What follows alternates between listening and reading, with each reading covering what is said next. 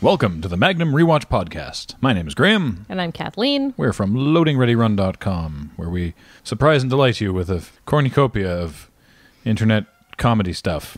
Podcasts and videos and Twitch streams, and we do funny things. You can check us out online. Anyhow, but today we are here to talk about not about any of these things, and not even something that we do, but something that comes from the brilliant mind of Donald P. Belisario. Magnum P.I. Magnum P.I. Specifically, Season 1, Episode 17, J. Digger Doyle.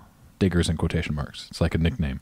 J is a first initial. I have to say, when I saw the name of this episode, I did not assume that J. Digger Doyle would refer to the character that it would. Yeah, it does. It's a lady. Her name is Joy. Joy Digger Doyle. I thought it would be a guy as well. Yeah, Joy Doyle, nickname Digger. She's an archaeologist, or has a degree in archaeology. She's not actively an archaeologist. No. This episode is kind of like it's like a mini Bond film, really. I know, it's very cool. Yeah. This is, of course, the penultimate episode of the season, so, it's got to be good. And it begins, as the caption says, weirdly, specifically, and vaguely at the same time, somewhere in France 2 days ago. That's not totally a Hawaiian road with some different road signs put up, because there are not totally palm trees visible. That is not what the south of France looks like. Yeah. Also, if you want to get real specific about it, as according to Magnum Mania, the road features yellow lane markings, and in France they're always white. Well, I've never been to France. Yeah. But just before the fading of the scene, you can see the background. There's 3 road signs for directions to 3 cities. 22 kilometers to Marseille, 6 kilometers to Aix-en-Provence, or Aix-en-Provence, and 5K to Maragua.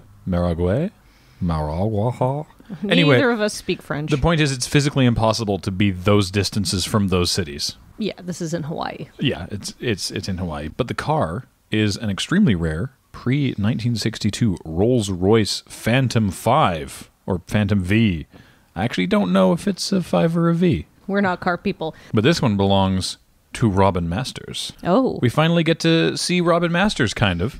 Kind of, sort of. You never see his face, but his voice is very notably provided by none other than Orson Welles. Yes. Orson mother-effing Welles. I mean, if I started talking about the stuff Orson Welles has done, I'd be here all night. But even if you don't know him, you recognize his voice. I guess he would be best known for things like the original War of the Worlds, for Citizen Kane, generally considered one of the best movies of all time. I realize our focus here is on providing interesting trivia. I feel most people know who Orson Welles is, and maybe they even know that Orson Welles did a lot of voiceover work in his later years when he became a larger gentleman. Well, interesting trivia then. He was the voice of Unicron in the Transformers movie.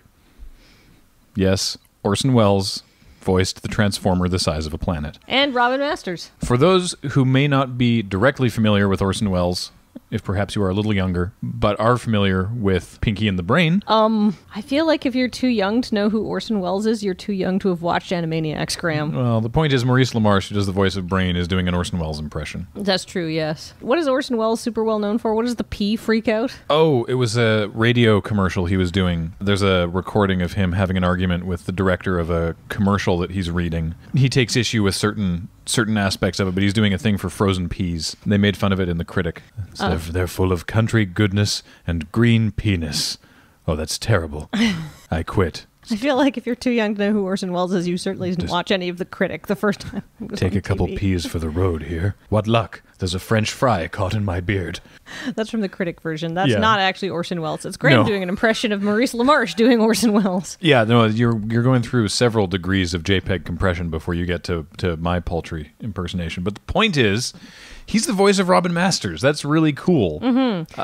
He shows up a couple other times throughout the run of the series. But yeah, apparently there's also fan speculation that... I was actually going to get into that, but go ahead. Oh, that Higgins is secretly Robin Masters? I was going to tell you about that. I was going to be like, so there's a lot of speculation, especially towards the end of Magnum, in the later seasons, that Robin Masters is Higgins. Mm-hmm. A lot. And there's some weird stuff that's implied that maybe sort of further muddles the mixture, but from at least this episode and the early intentions of the writers, it's clear that Robin Masters is supposed to be Robin Masters and Higgins is not Robin Masters. Yeah.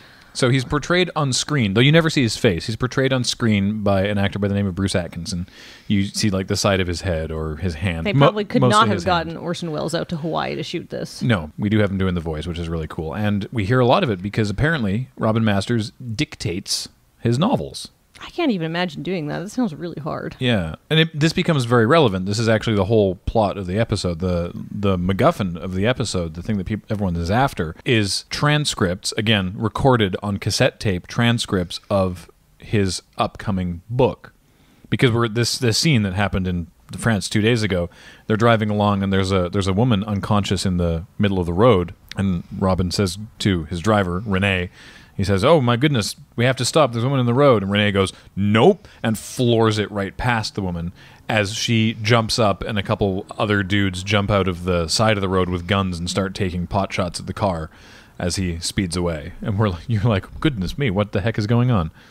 I mean, I would have stopped for that.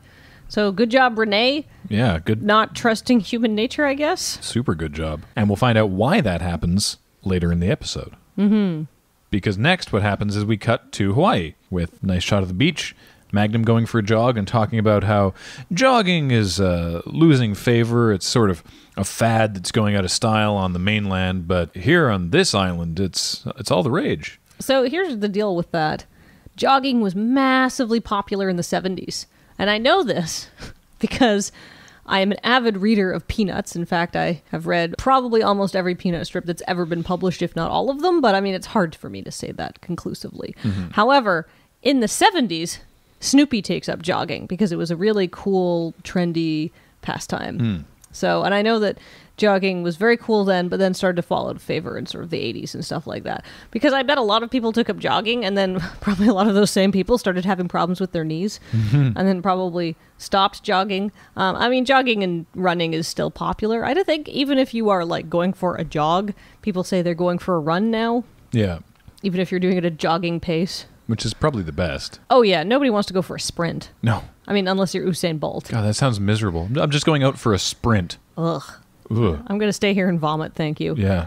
Well, you get to see Magnum running up the beach, and he's, looking good and looking handsome, and he catches up to this hot lady who's also running, and then she just books it and takes off. Yeah, he's like, "Hey, how's it going?" She's like, "Fine." Meow. And he's like, "Oh, okay." He's like, oh, all right. So then he catches up to Rick at the King Kamehameha Club. Well, not catches up. Rick is remaining perfectly motionless. He's sitting at a table having a drink. Well, he's having some juice. But Magnum joins him. And gets a beer. And that's how I like to hydrate after a jog. Rick's like, "You're not going to stay in shape drinking beer." And Magnum's like, "At least, what? I'm doing exercise. What are you doing?" And Rick's like, "Oh, no. I got the weight loss plan. Perfect. Fruit juice. It's all about fruit juice. This whatever quack doctor says that you just have to have all these different kinds. Here, look. Here's the juice I'm drinking now. It's got lists, comical pineapple litany and of fruit. guava and boysenberries and blueberries and kumquat and like pluot and cranberries. And I mean, it sounds pretty good, honestly. And Magnum takes a sip and he's like, "Whoa, you didn't mention the vodka." To be fair, Magnum is drinking a different juice than Rick is. Because when it changes the reverse shot, there's a shot of Rick and a shot of Magnum, and when the shot changes, the drink is notably darker. I wonder if it's because they just had to get a new drink. I guess maybe they're like, we need a new drink. What the old one look like? Oh, probably like this. Okay, good enough. You couldn't go back and check the tape. No, I guess you'd have to develop the film first. Yeah, exactly. That's why you have continuity people taking like Polaroids and stuff. Not on this shoot. No. Anyhow, Rick is convinced that he can drink a glass of juice a day for health. Magnum's actually probably closer to health by drinking the beer, but at least exercising. Yeah. Then the girl that he was racing on the beach comes by, and he's like, "Oh, you totally creamed me in that race." And she's like, "I didn't know we were racing. Goodbye." And she goes and messes with her surf ski. And Magnum looks on and says in narration, "Well, she could beat me at jogging, but I know I could beat her at surf ski." Of course, going down there just to beat her at surf ski would be childish. Cut to Magnum surf skiing up to her in her surf ski. And he does, in fact, beat her at surf skiing. Yeah. And then she laughs and they actually get along. Then somehow they end up going back out to Magnum's car. Yeah. Well, they joke about their names, of course, because her nickname's Digger, and then she's like, well, blah, blah, archaeology degree, but your name is Magnum, and that's obviously fake. And he's like, no, that one's real. I didn't get to choose that one. You got to choose Digger. And she's like, what else are people going to call me? It's archaeology. And then a car pulls up, and they both think it's their car because it's a bright red Ferrari. Hers is a slightly different model, though. Yes.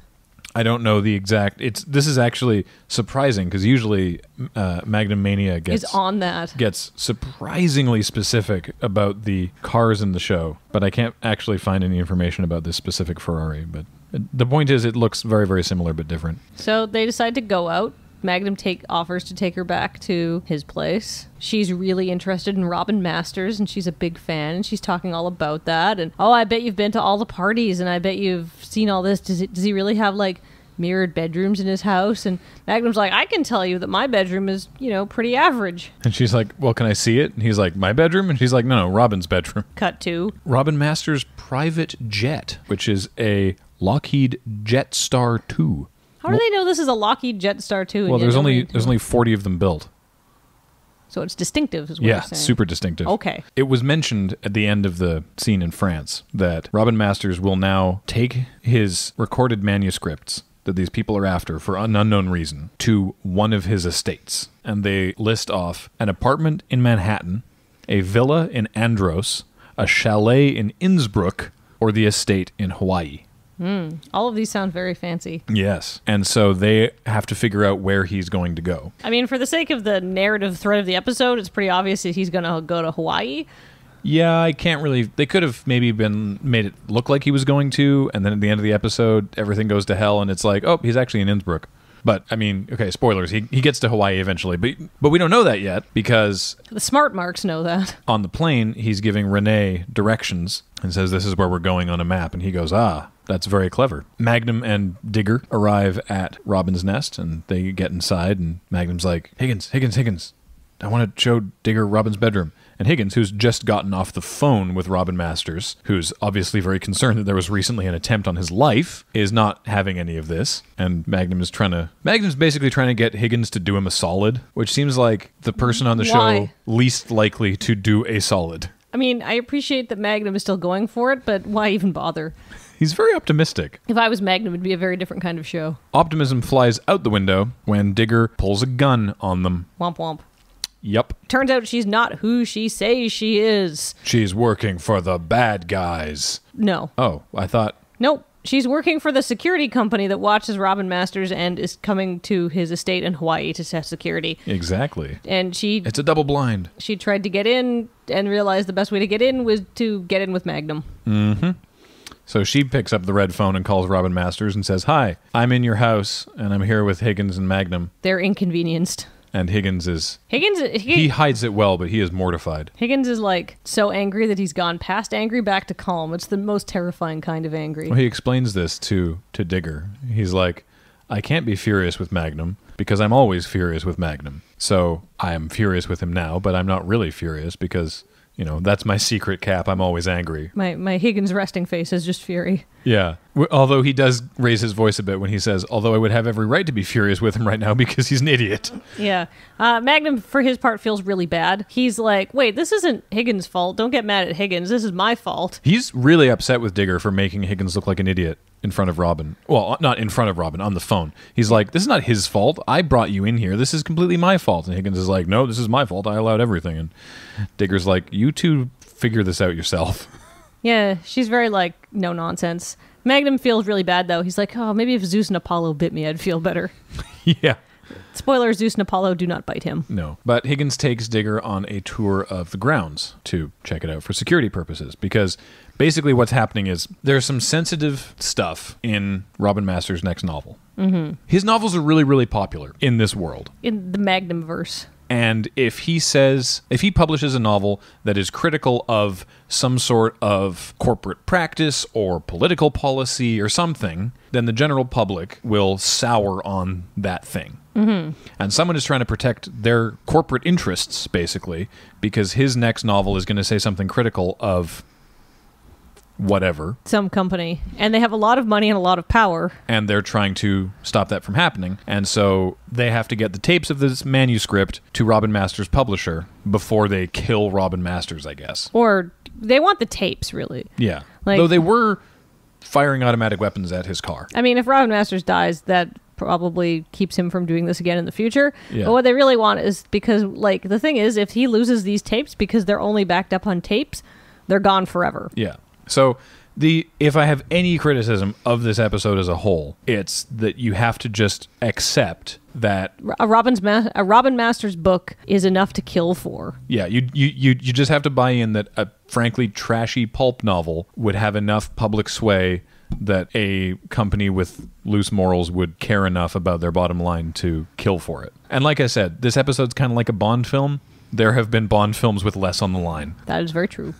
And we say that as coming from a place of love for James Bond. Graham and I both love James Bond movies. Oh, hugely. But some of them are dumb. Yeah. So they barely get into their tour of the grounds before Higgins and Digger notice that Zeus and Apollo freak out, start barking their heads off, and run off to a corner of the grounds. By the way, Robin Masters owns 200 acres. That is bigger than space. the actual, like, Robin's Nest estate in Hawaii. Yeah. Well, the way that Higgins describes it is from the mountains to the sea, but the main compound, which is the only part that's actually, like, secure, is 5 acres. That's like the main house and the tennis courts and the beachfront. And and she's like, that's it? And he's like, yes? Right? He's like, yeah, this isn't the war. Yeah. But it turns out that Zeus and Apollo are barking at TC. TC's stuck up a tree. Been chased up a tree by the dogs. And he's pretty annoyed with Higgins. He's like, damn it, Higgins, I'm just trying to come over and see TM, and what the hell? Higgins is like, how did you get in? The same way we always get in when you won't let us in. We jump over the fence. Higgins says that's impossible. There's supposed to be an alarm. But apparently there's not an alarm. Yeah. Oh, Digger is also annoyed that Zeus and Apollo, not that they have hunted TC down, that they have barked. She says a real guard dog should not bark until they've incapacitated or killed their prey. And TC is like, killed? Magnum takes them to the circuit box for the barbed wire fence that surrounds the compound, which for some reason is just on the fence in the middle of the jungle where you can't really access it. And there's basically a kill switch on it. Somebody's put that there. Yeah. Digger criticizes the system, and Higgins defends it by saying it was only installed 2 years ago. And she says, yeah, from 10-year-old technology, this is about as useful as a World War II soldier. She's quite brusque. And well, to her credit, she realizes halfway through the sentence, but she doesn't stop saying it. Well, what are you going to do? You just got to finish it. You got to ride that out at that point. Yeah. The point being, Higgins is a World War II soldier, in case anyone wasn't keeping score of that particular one. Yes. So he bristles somewhat and says, we'll continue our tour later. I'm going to go and feed the lads. Excuse me. And TC is like, hey, Higgy baby, I'm going to come with you and help out with that. Basically just like, I'm extracting myself from this situation. Hooray. And this gives Magnum an opportunity to basically be like, okay, I get that you want to be good at your job, but do you have to be such a bitch about it? Is basically what he says. Pretty much. And yeah, and he also says to her, this is not Vietnam. This is a rich person's estate. It shouldn't have to be ready for World War III. Higgins has done an amazing job in keeping it up. Considering the parade of people that is constantly coming through here. Like, he's always entertaining Robin Masters' guests. Yeah. So Digger says she needs Magnum's help. Magnum's like, no. And she's like, well, you don't really have a choice. I mean, since you left the Navy, you've never had more than $200 in your bank account. And he's like, wow, excuse me? Excuse me? Wow, you really did your research. And she lists off the whole, she says, yep, there's you and your friends and TC and Rick and, of course, Higgins. And Magnum says, well, we're not really friends. But, oh, I guess we should mention that she works for Starguard. Did we say that out loud? No, I don't know if we did or not. But yeah, the company she works for, Starguard. Starguard. Which is a VIP security service, essentially. Yeah, which almost got its own show. Really? Well, she almost got her own show, actually. She's really competent. J. Digger Doyle almost had a spin-off. This was almost a backdoor pilot? Almost, yeah. Oh, wow. It ended up not going anywhere. But actually, this is a great time. Not that Aaron Gray needed it, because Aaron Gray, who plays J. Digger Doyle, already known to television as Colonel Wilma Deering in Buck Rogers in the 25th Century. Between 79 and 81. So right before she did this? Just before this episode. And then followed this up almost immediately with Silver Spoons, where she was Kate Summers. When Silver Spoons ran from 1982 to 1987, she was in 116 episodes of Silver Spoons. What's she done since then? Since then, a bunch of different TV series one-offs, a bunch of sort of not amazing movies, but she's been doing solid work. She was in 5 episodes of The Guild, actually, the Felicia Day Geek and Sundry series. Really? Yeah, as Madeline Twain. And actually, very recently, she was in an episode of Star Trek Continues, the Star Trek original series fan film. Oh, wow. Yeah, or fan series, rather, yeah. We know some people who work on that. Yeah. Small world. Mm-hmm. But I think actually a Digger Doyle spin-off series could have been really fun, but I can see why it might not have landed at the time. I feel like I did not actually think she was being such a bee. And it might be that I'm also the kind of bee who gets stuff done and is kind of brisk and is like, this is not good enough. Yeah. Let's be honest here. I'm also a perfectionist. She says, I can't help it if I'm a perfectionist. And I was like, right on, sister. But I also think perhaps standards of how aggressively women can talk and sort of act and be, professional might have changed slightly in the 30 years since this aired. Maybe at the time, like now her coldness is like, yeah, getting it done. But you think in 1981 it would have been like, whoa, calm down. I think so, yeah. I could see that. I obviously can't speak for that. Not having been alive at the time. Yes. I mean, to be perfectly frank, I was not yet born when this episode aired. However, I really I do think that, sort of standards for what sort of acceptable levels of women's behavior and work directing have changed. Yeah. Well, I mean, this wasn't even 15 years removed from when the original pilot for Star Trek, the original series, it was determined that TV audiences wouldn't buy a female first officer on the Enterprise. Yeah. Compare her character to some other strong female characters, sort of equivalent levels of power and competence, like Marg Hellenberger's character on CSI. Right. I don't actually see that much of a difference in their behavior. Yeah. And nobody says her character is a bitch. They're like, she's a boss. Like, she is a boss, right? For whatever it matters, Mark Helgenberger actually left CSI a couple seasons ago. Well, I don't watch CSI. No, I know. I'm just in case someone's like, hey, they got a fact wrong. But for the sake of this episode, she's being a little mean to Higgins. I mean, I'm not saying she's being nice to Higgins. I just don't think she's being a crazy massive bitch. No, but she's not being nice to Higgins. No. But she also wants Magnum to get Rick and TC on board. And Magnum's like, okay, fine. Well, sure. Yeah, fine. Because TC is a very experienced pilot and Rick is a weapons expert. Yeah, which she knows because she did all the background research. So now we get to see a scene of Magnum being a massive asshole, actually. Oh, yeah. Magnum is trying to convince TC to help out, obviously. And he will get paid for this, but he wants TC to help out. And TC's like, no, because I'll get shot at. Magnum's like, well, what else have you got going on? And TC says, I'm glad you asked, because I am doing a 7-day helicopter tour for this husband and wife, wealthy couple, and I get a big one a day. And Magnum was like $100, and he's like, no, the other big one, $1,000. TC says, I'm getting $1,000 a day, and if I find interesting places, I'm getting a bonus.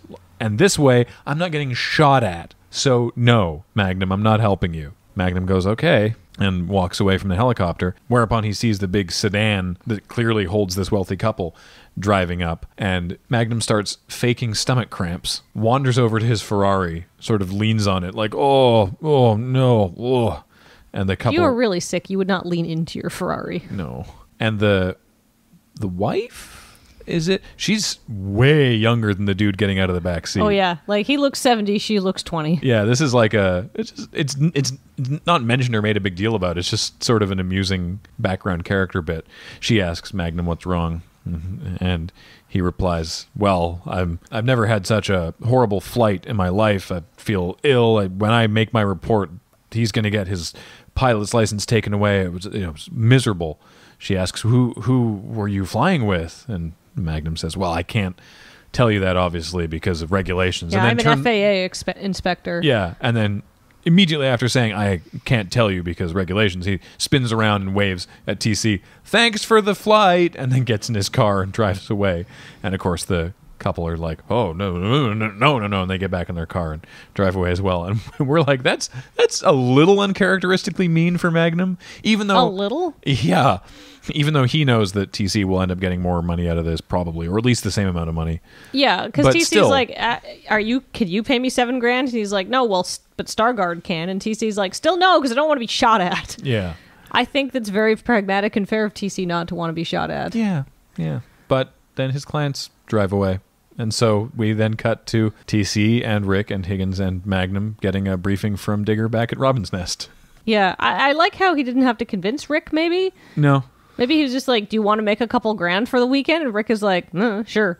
So Digger's plan is basically to just lock Robin's Nest down and make sure to keep it very safe, because they still don't know which estate he's going to. No one except Robin Masters knows where these tapes are and which of his 4 estates his private jet is currently flying to. They just all have to be ready. Yeah, the tapes are at an estate, but nobody knows where. I did like she puts Rick on front gate patrol. Yeah, guard duty. To which, he sort of snidely replies, great, guard duty. And she says, okay, well, we'll provide you with, X gun or whatever gun. And he just sort of says, you know what? Leave the weapons to me. And I like that Digger's like, okay. Because she did the research. She knows that he's the weapons guy. So Rick's like, hey, if you want my help in this, let me do my job. And she's like, that's fair. Go ahead. And, of course, Rick ends up guarding the front gate with the same stupid, Uzi or Mac-10 or whatever it was, the machine pistol that he had in the first episode. I'm glad that prop makes a return. Yeah.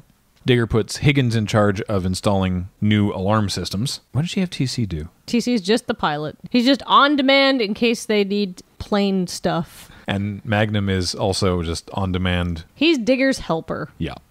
So the first thing he does is call up Robin and speak to Robin's assistant and say, could you describe the Stargard person you sent to me? Which is something Magnum's done before to make sure he's not being misled. Because obviously you can't. Last time it didn't work, though. That was in Adelaide. He's like, he called the lawyer's That's weird, assistant. though. I don't think I would discount that as being a useful tactic. Yeah. But yes, he calls Renee, Robin's assistant, who was the guy driving the car in the first scene, and says, describe the Stargard person. And he says, well, this is her name. She's this tall. Her hair is like this. She looks like this. She has a birthmark of a barbell on the bottom of her right buttock. She's as cold as the iceberg that sank the Titanic. I don't think that's an accurate description at all. No, but in the episode, apparently it is. Because Magnum says, I've seen the birthmark, thanks, and hangs up the phone. And she's like, well, you could have said that you saw it while I was on the surf ski. And he's like, no. It was actually when he said that you were as cold as the iceberg that sunk the Titanic. That's when I knew he was talking about you. And I'm like, oh, snap. We then see Higgins in Robin 2 driving away from Robin's Nest and recording to tape a letter of resignation. Because he is so mortified about this whole experience and sort of being, belittled by Digger and just feels like he's doing a terrible job. And I'm like, oh, Higgy, baby, no. He drives up, on his way out, he drives up to the gate. Rick asks him for the password, and Higgins says, please, that's not funny. And Rick says, hey, I'm just trying to lighten the mood, to which Higgins responds, why? It would ruin such a wonderful depression. Oh, it's a really good line. Yeah. And then Higgins continues to dictate as he's driving along the highway and sees a car whip out from a corner and run a motorbike off the road. And the woman on the motorbike pitches off into the ditch. Higgins slams on the brakes, runs out, and runs over to make sure that the cyclist is okay, because the other car just took off. And the woman in the ditch is the same woman that was pretending to be dead on the street in France. Oh, no, and she pulls a gun on him. And, it's like, oh, how could he fall for that? It's like, why wouldn't you fall for that? Yeah. Like, any normal person would be like, holy shit, and they would pull over. Yeah. That woman, by the way, character named Lisa, played by Jacqueline Ray. Okay. Formerly, Jacqueline Ray before, and then Jacqueline Ray currently, but at the time, Jacqueline Selleck. This was Tom Selleck's wife. Really? Yeah. Oh, neat. Married to Tom Selleck between... Wait, Tom Selleck is married while this is being filmed? No, so many hearts broken, dreams shattered. Well, she was in the credits as Jacqueline Ray. Oh. Is she a part of Tom Selleck's Wikipedia page and not her own? She doesn't have enough acting credits to warrant her own Wikipedia page, apparently. Well, neither do I, so who am I to cast aspersions? They were married from 1971 to 1982, so they were divorced only about a year after this episode. Oh, no. They have a kid together named Kevin. Kevin Selleck. Kevin Selleck. That's not a great name. It's not the best. Doesn't roll off the tongue. If you're interested, he married again in 1987, and he and Jilly Mack are still married to this day. Oh, that's nice. So it worked out the second time. Jacqueline Ray has not been in a ton of other stuff. She was in something called The Killings at Outpost Zeta, which I kind of want to see just from the name. Oh, I don't. She was in an episode of Dallas. She was in an episode of The New Mike Hammer, which I have never heard of. And she was most recently in an episode of Unfabulous in 2007. After a brief interlude on Robin Masters' jet, where he continues to dictate his novel. Very Orson Wellesian. Yes. It's really flowery language in these books. Oh, yeah. They sound terrible. Literally, they sound terrible. Yeah. Well, you've got the wonderful, melodious Orson Welles voice doing it, but you're still like, whoa, who wrote this? Yeah. We cut to Magnum and Digger at Robin's Nest talking to a driver, basically, who says, well, the guy got out at the airport, gave me this letter and his car, and paid me to drive it back here. And it's Robin too. And the letter is from Higgins. And they're like, why would he resign? This doesn't make any sense. Doesn't make sense. What did he look like? And the guy says, I don't know, shortish, mustache, dark hair, bit of a paunch, British. And they're like, yeah, I guess that sounds like Higgins. And Rick in the back says, did he tip you? And the driver says, yeah, $20. And Rick says, that's not Higgins. Which is so funny, but also so very true. Yeah, I mean, as soon as he says that, Magnum's like, well, Rick says that's not Higgins. And Magnum says, I know. Probably not from the tipping thing. Magnum probably already just knows that it's not, but it's a really good bit. We then see where Higgins is. He is in some sort of facility, like some sort of maybe former military, is an industrial building. It looks very much like a compound. Yeah. It's like giving me thoughts of Metal Gear. Metal Gear. And he's being interrogated by Lisa and one of the other members of the bad group of people. They inject him with a truth serum, and he tries to stave it off by just telling rambling stories from the war, but this is not the truth serum he was trained to fight. This is much stronger. And so he's just like, of course it's newer. That's not adding to his feelings of inadequacy already. Yeah, so he very quickly tells them everything he knows, which is that he doesn't know anything. He doesn't know where the tapes are. The only person who knows where the tapes are is Robin. We do learn a lot of extra Higgins background in this episode. He was a sergeant major with the West Yorkshire Regiment, Prince of Wales' Own, an infantry regiment of the British Army, which was active from 1685 to 1958. He entered World War II in 1942. At one point, he was captured by Saharan nomads, and unable to bribe him, they tied him down in the desert without a hat, where it was 130 degrees in the shade, and he's been afraid of the sun ever since. Later in 42, he raided a Jerry supply dump with the lads, and not the dogs, with his army lads, and ran into Bedouin women with a dromedary that spat all the time. And on October 8th, 1942, Higgins got supplies to Chinese guerrillas high in the Himalayas with 25 men and a Sherpa guide. Hitting snow at 10,000 feet and burdened by 50-pound packs, they lost the guide in an avalanche at 12,000 feet. I would just like to point out Higgins that has seen some stuff. Higgins has had a long life, and according to some very quick math, assuming that he was 18 when he joined the Army in World War II, if this is 1981, he is 56 years old. Or he's at least 56, right? I mean, like I said, this is some quick armchair math. Mm-hmm. But he does manage to overcome the truth serum a little in terms of telling partial truths. Well, it's not really clear if it's him actually overcoming it or if this is just what he truly believes to be the truth, because they ask him who is in charge of security at Robin's Nest, and he says, the lads, Zeus and Apollo. I don't think he considers Magnum to be in charge of security at all. No.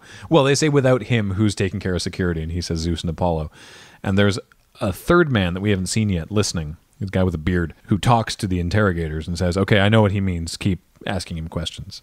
And then we go back to Robin's Nest where Magnum and Digger are checking Higgins' car. And they find out, well, first they have some words where Magnum is mad at her for leading him on and doesn't appreciate that she pretended to be into him and, all of that. And she's like, well, I mean, I wasn't 100% pretending. She says it wouldn't have been possible to be that convincing if there wasn't at least something there. I'm not that good of an actor. And Magnum's like, sure you are.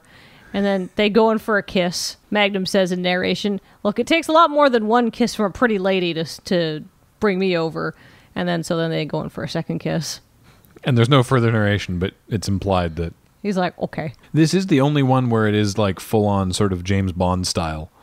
Like, Yeah, normally he doesn't make out with anybody or get any girls. yeah. I mean, he kissed, like, Adelaide, I guess. Ugh. But that doesn't actually go I anywhere. blocked that out. But they realize after they're done swapping spit, That the tape recorder was still running when Higgins was being captured. they didn't notice that he was recording a tape.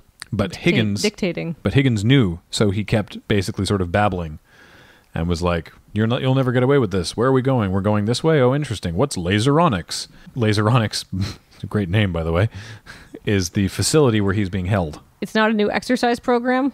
Laseronics. Just 1 and 2 and pew and pew and 4 and pew. I feel like if somebody was shooting me with a laser, I'd be very motivated to move. Yeah, no kidding. But no, it's a facility. It's, in fact, the facility where Higgins is being held. Yes. In real life, you want to know what that place is? Because that's a real place. The interiors and the exteriors were all shot at this real. Oh yeah, this is no way that they location. built this set. No. This is the Kanaohe Omega Transmitter Station, a facility that was used to transmit low-frequency signals for global radio navigation, mainly for aircraft.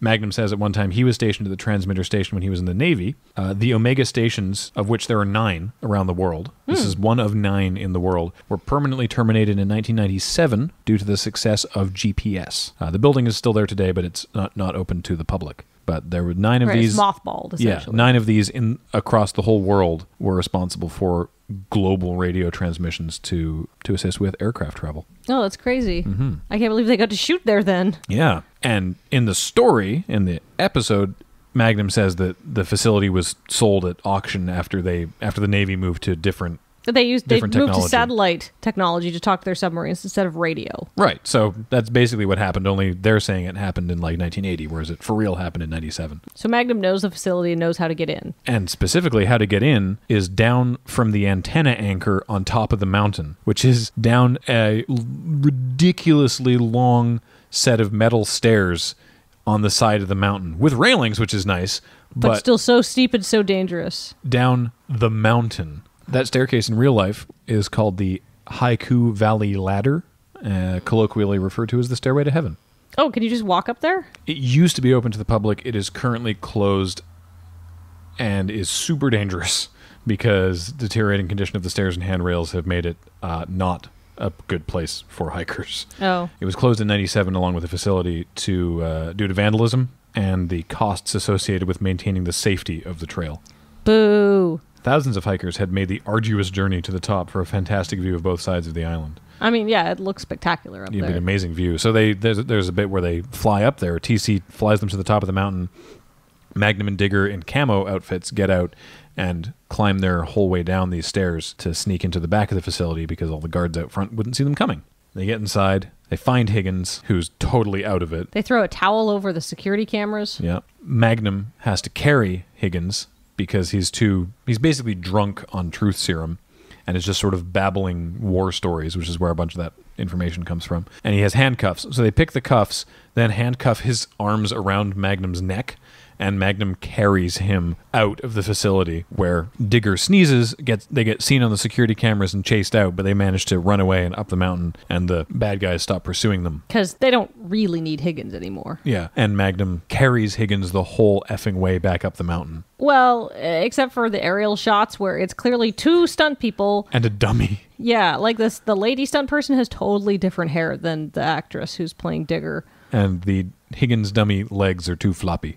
Flop, flop, flop, flop. Yeah. Although you do get this great shot. It's because it's narrated over top of this. And so as these people are going up the staircase, you just hear Higgins blah, blah, blah, blah, blah, blah, blah, blah, blah, blah.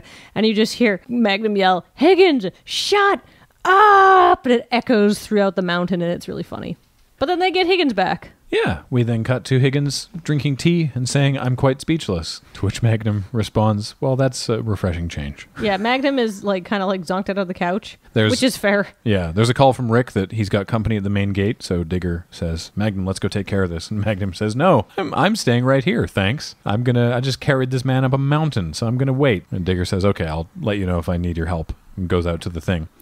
As soon as she's gone, Magnum is up and on the Robin Masters phone to talk to Robin Masters specifically because he thinks there's still something up. Because it's a little too convenient about all of the goodies and the gear and that Lasertronics base They don't say it right away, but Magnum just asks, hey, does Starguard also provide security for Lasertronics? Yeah. Just before the viewer can sort of put all this together, Digger comes back in with her boss, who's the guy with the beard who was in the other scene listening to Higgins being interrogated. Oh no, beards are bad news, Graham. No.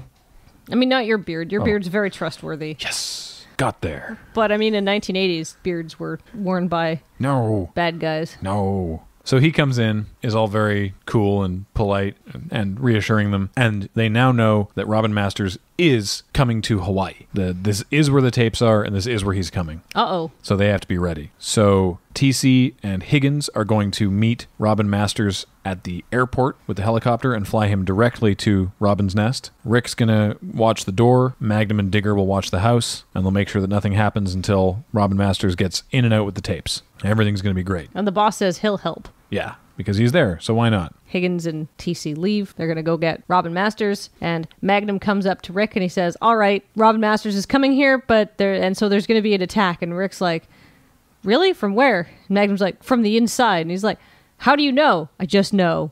And he's like, okay. Okay. Magnum makes it really clear. Look, just whatever happens, don't leave your post. Rick says, when have I ever left my post? Magnum says, this time specifically. Do you remember that girl? Exactly, and leaves. And Rick fumbles with his Uzi and is like, well, you leave your post one time. Always remember it. Rick's a little salty. Then Magnum confronts Digger and is just sort of says, so hey, you know that Starguard protects Lasertronics, and Robin Masters' novel is going to be really critical of laser stuff. What is it exactly? I don't know. Jargon. Womp, womp, womp, Something womp. that would hurt Lasertronics' corporate bottom line somehow. And so basically Starguard is on the take. Yeah, from Lasertronics to make this whole Robin Masters problem go away. Right. And Digger is surprised and shocked. And Magnum doesn't believe her. And then she makes her case, and then Magnum does believe her. Well, they kiss, and she's like really upset because he's like, oh, will this convince you? And gives her like a sarcastic kiss. And she's just like, and she'd like genuinely hurt. And then at this point, I'm like, if she was in on it, her boss wouldn't have shown up. You realize that, right, Magnum? Yeah.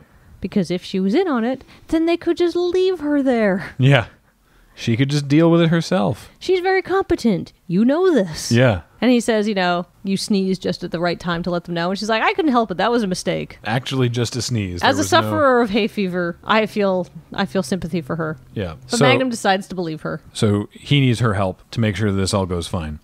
We see TC land at the airport. Robin Masters, in his white suit and Panama hat, jumps out of the plane and into TC's helicopter, where Higgins, in his sort of Navy blazer, is waiting, and they fly off as a surveying crew pulls up out front of the Robin Masters gate and starts laying down traffic cones. And Rick's like, how convenient.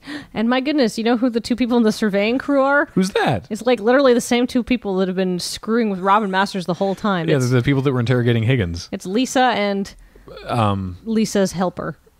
I think that character has a name. He does not have a name. Lisa's helper.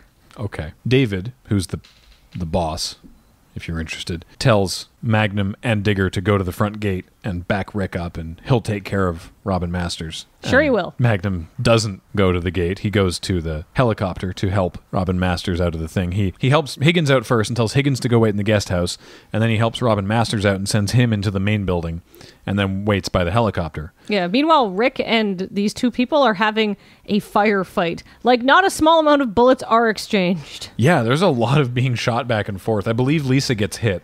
Yeah, that's what kind of brings an end to this whole thing. To that particular she firefight. Gets shot. Yeah. Not fatally. No. Like, Rick doesn't kill her, but she looks like she gets shot in the arm or something like that and has to retreat to the van. But in the main house, David, the head of Starguard, then holds Robin Masters up at gunpoint while he's letting himself into the safe. You know the safe above the mantle? Behind the picture of the Queen? Yeah. And he says, I'll take the tapes, Robin Masters or whatever. And then Masters turns around and it's Higgins. The old switcheroo. Higgins is now, they must have changed in the helicopter. Higgins is now wearing the white suit and Panama hat, and Magnum is at the doorway with his gun and tells David to stand down. And then out the window, they can see Robin Masters dressed as Higgins, running back to the helicopter and taking off, and they get away. Womp womp. And then we cut to the denouement in the guest house.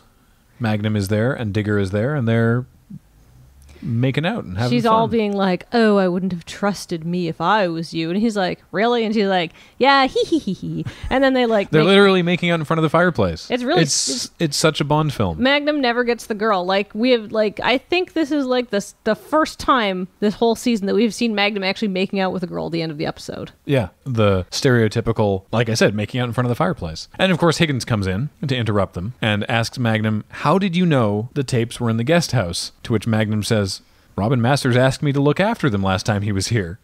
Higgins Magnum had them the whole time. and knew that he had them. So he knew Robin Masters would be coming there, but he just didn't tell anybody because Magnum knows how to keep a secret. Yeah, he didn't even tell Higgins. No. And Higgins says, where were they? And Magnum says, they were just in with all my cassettes. Which is like the best place to leave them, right? Because you're going to be looking for some sort of safe or something. And we find out a little bit about Magnum's taste in music. Because Higgins is like, wait, they were just mixed in with Jefferson Starship and Blondie and Styx? And Magnum says, and Beethoven and Bach and Brahms. Mozart. Yeah. I got Blondie, Styx, and Jefferson Starship. Magnum maybe doesn't have the greatest taste in music. Oh, he likes classical stuff and music that was popular at the time. That's fair. I mean, I'm not expecting him to be like, yeah, Dead Kennedys, woo. You know what's nice? The Ramones. Magnum tries to get Higgins to leave. He says that he and Digger were exchanging investigative techniques, and maybe Higgins could leave. And instead, Higgins is so gobsmacked by this turn of events that he walks in and sits down and just starts telling more war stories. Womp womp, cock blocked. Freeze frame, end of episode. We do hear Robin Masters, right, as he's like leaving. He's like, I knew having Magnum on the estate would be good, even though Higgins told me not to. This is a fait accompli for Magnum. He like discovered the double cross plot and protected Robin Masters and the tapes. Mm-hmm. So Magnum probably gets to stay there forever now. Pretty much. And we're just assuming that Rick and TC and Magnum all get paid out of this. Oh yeah, I'm assuming so. If not by Stargard, probably by Robin Masters himself. Would they get paid by Stargard now that they've basically shown that Stargard is totally corrupt? Well, at least her bosses, maybe not the whole organization. That's true. If Stargard's not paying them, I'm sure Robin Masters will. Yeah. I feel that this is a great episode because everybody gets money at the end of it. Yeah. And I just think it's a great episode because it's fun. It's just a good episode. Like I said, apart from you just have to sort of buy into the fact that these cassette tape book manuscripts are that important that a corporation is willing to kill a pulp author. Mm-hmm. Once you buy in with that, it's super fun. This is like the most Magnum-y episode of all Magnum episodes we've watched, too. This is what I thought the whole show was going to be like. This is like the kind of thing I remember from this show. Yeah, it turns out that's not the case. And it turns out that the show is actually much better than I gave it credit for before I'd watched any episodes of it. But I thought they'd all be like this. It's like ridiculous spy stuff. Yeah, yeah. But I super enjoyed it. I thought it was great. I give this episode an 8.5. Nice. It doesn't have the incredible plot twist that some of the other episodes do, but it was really fun, and everybody got to do a thing. Mm-hmm. I really liked that Digger was really competent. They worked together as a team really well. Yeah. I don't know. I like this episode. Yeah. I have nothing more to say about this episode other than it is good and you should watch it. And next time, we will be looking at episode 18, the season finale. Holy crap. Beauty Knows No Pain. Well, I mean, I thought they said no pain, no gain. No, this is different. Beauty Knows No Pain is different from that somehow in a way that I'm sure will become relevant when we watch the episode. Well, I'm excited about that. Yes. So thank you for listening. Our ability to bring you this podcast is brought to you by you, the sponsors of our Patreon at patreon.com/LoadingReadyRun. It lets us do this podcast, all of our other podcasts, all of our video series. We hugely appreciate your support. And until next time, Zeus, Apollo, stay quiet until the man is either impotent or killed. She says impotent specifically, rendered impotent. Well, I mean... I know what she means. I guess if you take his penis off... No, that's not what she means. I know what she means. But it sounds like a penis thing. Oh.